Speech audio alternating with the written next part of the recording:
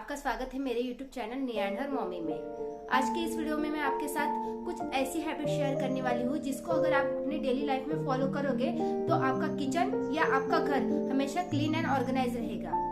घर को main organise करने का हेतु क्या होता है कि कोई भी चीज अगर हमें चाहिए होती है तो वो टाइम पे मिल जाती है और हमारा घर उसकी वजह से हमेशा क्लीन और मेस फ्री दिखता है। तो चलिए देर ना करते हुए वीडियो को शुरू करते हैं।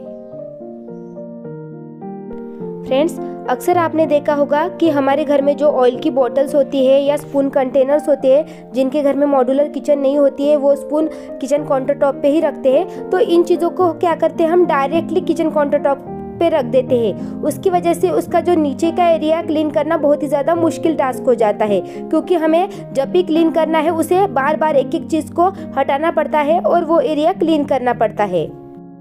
तो हम इसे ऐसे ना रख के ऐसे कुछ ट्रे का यूज़ कर सकते हैं। ऐसे ट्रे तो सभी के घर में यूज़ होते ही है। अगर हम इन चीज़ों को इन ट्रे में ऑर्गेनाइज करके रखेंगे इसकी वजह से जो नीचे का एरिया है वो क्लीन करना बहुत इजी हो जाएगा और इसकी वजह से हमारी किचन का जो किचन काउंटर टॉप है वो भी ऑर्गेनाइज एंड क्लीन रहेगा।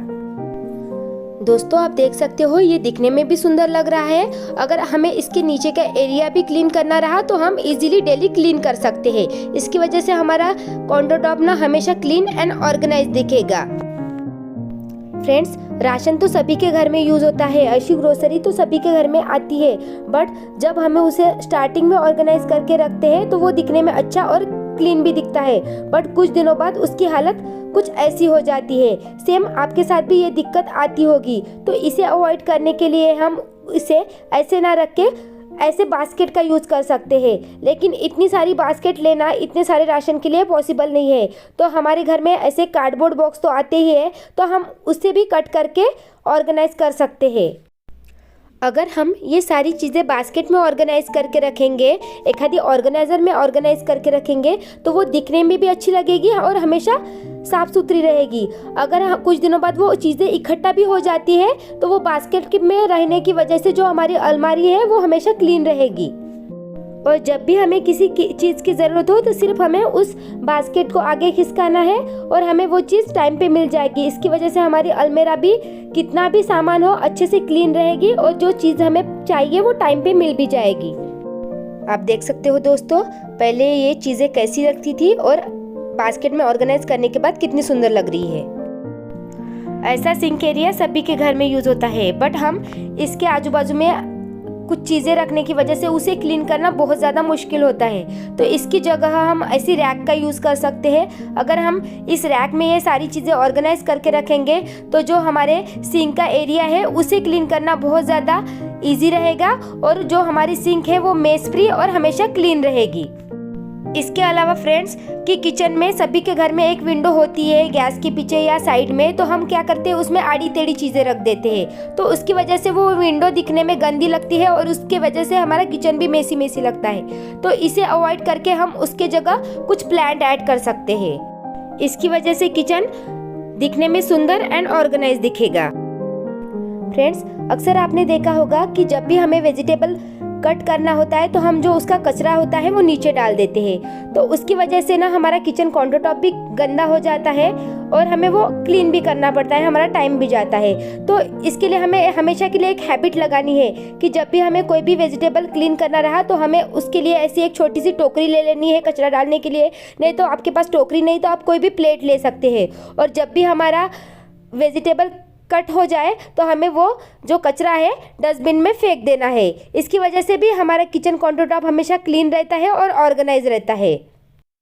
रोटी तो सभी लेडीज़ बनाती है, बट हम क्या करते हैं जब भी रोटी बनाते हैं तो चकला या बेलन होता है वो डायरेक्टली काउंटर टॉप पे रखने की वजह से जो रोटी बेलते वक्त आटा है वो नीचे गिर जाता है और वो काउंटर टॉप क्लीन करने में हमें बहुत ज़्यादा टाइम चला जाता है। एक हमारे उसकी वजह से काउंटर टॉप ख़राब हो जाता है। कई बार तो वो आटा हमारे अलमारी के ऊपर गिर जाता है, फिर वो भी हमें साफ़ करना पड़ता है। तो इसके लिए आपको क्या करना है, जब भी आप रोटी बेलें तो आपको एक कपड़ा रख देना है चकले के नीचे, या नहीं तो आप इस तरह के न्यूज़पेपर का यूज़ कर सकते हो। अगर आप कपड़ा यूज़ करते हो तो आपको हमेशा वो कपड़ा साफ़ करने की दिक्कत रहेगी, बट आप अगर न्यूज़पेपर यूज़ करते हो तो उसे साफ़ करना भी इजी काम होता है और एक न्यूज़पेपर कम से कम 5-6 दिन तक आराम से जल जाता है। जब वो ख़राब हो जाए तो आप उसे डिस्कार्ड भी कर सकते हो। जैसे आप फ्रेंड्स देख सकते हो, यहाँ पे मैंने रोटियाँ बनाई और देखो न्यूज़पेपर डालने की वजह से नीचे का जो काउंटर टॉप है वो बिल्कुल भी गंदा नहीं हुआ है। इसकी वजह से आपका टाइम भी सेव हो गया और जो किचन है वो हमेशा क्लीन रहेगी। फ्रेंड्स, ऐसे फूड कंटेनर तो सभी के घर में यूज़ होते हैं। कई बार इसमें खाने का पार्सल भी आता है तो हम क्या करते हैं, इसे फेंक देते हैं। तो फेंकने की वजह हम इनका यूज़ जो हमारे सिंक में कचरा होता है वो इकट्ठा करने के लिए कर सकते हैं। इसकी वजह से जब भी हमें सिंक में कोई प्लेट डालनी हो और उसमें कुछ फूड आइटम हो तो उसे हमें पहले इस कंटेनर में निकाल लेना है और उसके बाद में ही हम सिंक में डालें। तो इसकी वजह से हमारी सिंक जो ब्लॉक हो जाती है वो प्रॉब्लम कभी नहीं आएगा। और कई बार क्या होता है कि जो चाय की पत्ती होती है वो भी हम डायरेक्टली सिंक में डाल देते हैं, उसकी वजह से भी सिंक ब्लॉक हो जाती है। तो उसे भी हम इस ट्रिक की वजह से अवॉइड कर सकते हैं। इसके अलावा हमें दोस्तों एक हैबिट हमेशा के लिए लगानी है। जब भी हमें बर्तन धोने हैं तो हम जो भी टोकरी यूज़ करते हैं, अगर आप टोकरी यूज़ नहीं करते तो भी हमें क्या करना है, जब भी हम बर्तन धोएंगे तो हमें एक कपड़ा काउंटर टॉप पे डालना है और जो धोए हुए बर्तन है उस कपड़े पे रखने हैं या टोकरी पे रखने हैं। इसकी वजह से क्या होगा, जो भी पानी गिरेगा वो नीचे ना गिरते हुए उस कपड़े में एब्जॉर्ब हो जाएगा और उसकी वजह से जो हमारी किचन की अलमारियाँ है या फ्लोर वो गंदा नहीं होगा। आई होप दोस्तों ये आपको मेरी हैबिट पसंद आई हो। इसके अलावा दोस्तों आपको हमेशा याद रखना है कि जब भी आपके बर्तन आप धो लो तो आपको दिन में सिंक कम से कम एक बार, बाकी बार तो आप सिर्फ पानी से ही वॉश करते हो, लेकिन आपको कम से कम एक बार हार्पिक से वॉश करनी है। रेड हार्पिक से ना बहुत अच्छे से सिंक क्लीन हो जाती है। सिंक साफ करने के साथ ही साथ आपको जो पानी के टैप होते हैं वो भी उसी स्क्रबर से साफ कर लेने हैं और उसे अच्छे से वॉश कर देना है। लेकिन आपको यहाँ पे एक ध्यान रखना है कि जब भी आप टैप को वॉश करोगे तो उसे एक कपड़े से अच्छे से ड्राई कर देना है, नहीं तो पानी के दाग आपके नल पे आ जाएंगे। अगर आप ये ट्रिक रोज फॉलो करेंगे तो आपकी किचन कभी भी गंदी नहीं होगी।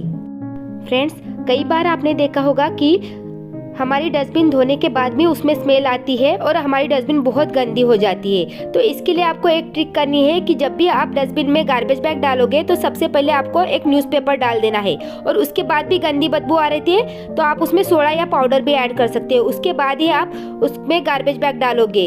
इस ट्रिक की वजह से कई बार हमारी गार्बेज बैग लीक भी हो गई तो जो कचरा है या उसमें से जो निकलने वाला पानी है वो न्यूज़पेपर एब्जॉर्ब कर लेगा। आपको डस्टबिन बार बार धोनी पड़ती है, वो आपको बहुत कम बार धोनी पड़ेगी। आशा करती हूँ दोस्तों आपको मेरी सभी हैबिट्स पसंद आई हो। अगर आपको मेरा वीडियो थोड़ा सा भी यूजफुल लगा हो तो या थोड़ा सा भी पसंद आया हो तो मेरे वीडियो को लाइक कीजिए, ज़्यादा से ज़्यादा शेयर कीजिए एंड मेरे चैनल को भी सब्सक्राइब कर दीजिए ऐसे ही यूजफुल वीडियो देखने के लिए। एंड साथ ही साथ बेल आइकन को भी प्रेस कर दीजिए ताकि मेरे लेटेस्ट वीडियो की नोटिफिकेशन आपको मिल सके। तब तक के लिए बाय फ्रेंड्स।